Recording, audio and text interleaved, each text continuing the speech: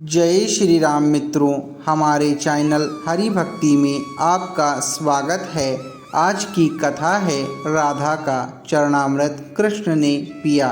चरणामृत से संबंधित एक पौराणिक गाथा काफ़ी प्रसिद्ध है, जो हमें श्री कृष्ण एवं राधा जी के अटूट प्रेम की याद दिलाती है। कहते हैं कि एक बार नंदलाल काफ़ी बीमार पड़ गए।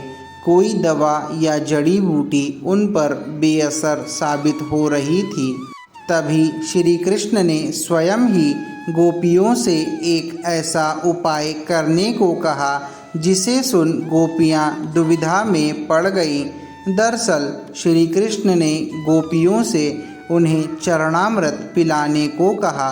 उनका मानना था कि उनके परम भक्त या फिर जो उन्हें अति प्रेम करता है तथा उनकी चिंता करता है, यदि उसके पाँव को धोने के लिए इस्तेमाल हुए जल को वे ग्रहण कर लें तो वे निश्चित ही ठीक हो जाएंगे। लेकिन दूसरी ओर गोपियां और भी चिंता में पड़ गईं। श्री कृष्ण उन सभी गोपियों के लिए बेहद महत्वपूर्ण थे। वे सभी उनकी परम भक्त थी, लेकिन उन्हें इस उपाय के निष्फल होने की चिंता सता रही थी। उनके मन में बार बार यह आ रहा था कि यदि उनमें से किसी एक गोपी ने अपने पाँव के इस्तेमाल से चरणामृत बना लिया और कृष्ण जी को पीने के लिए दिया, तो वह परम भक्त का कार्य कर तो देगी, परंतु किन्हीं कारणों से कान्हा ठीक न हुए तो उसे नरक भोगना पड़ेगा। अब सभी गोपियां व्याकुल होकर श्री कृष्ण की ओर ताक रही थी और किसी अन्य उपाय के बारे में सोच ही रही थी कि वहां कृष्ण की प्रिय राधा आ गई।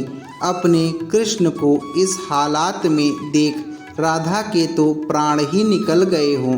जब गोपियों ने कृष्ण द्वारा बताया गया उपाय राधा को बताया, तो राधा ने एक क्षण भी व्यर्थ करना उचित ना समझा और जल्द ही स्वयं के पांव धोकर चरणामृत तैयार कर श्री कृष्ण को पिलाने के लिए आगे बढ़ी।